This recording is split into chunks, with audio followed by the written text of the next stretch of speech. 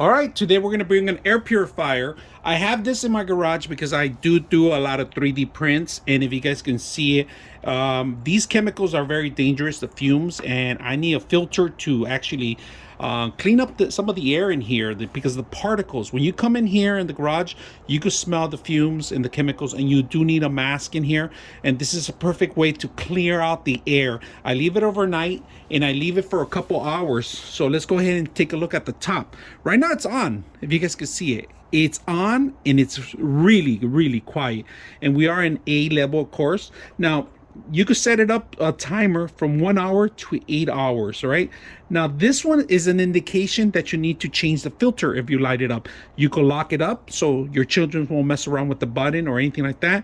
Is there a sleep mode? So you have level A through 3, all the way to 3, 1, 2, and 3.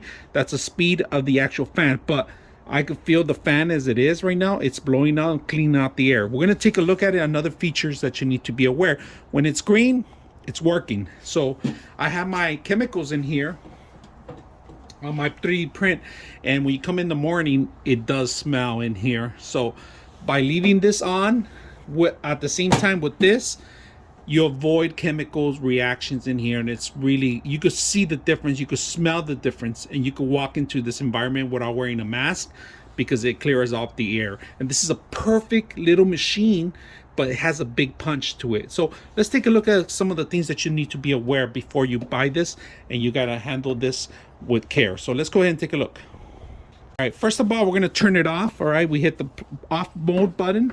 Now, this is very important. In back of here is what you need to replace at least a couple weeks from now. You're going to replace it a couple months, depends on the usage. You're going to replace it. So what you get to do is you remove the actual back panel, and it actually has a filter in here in the back.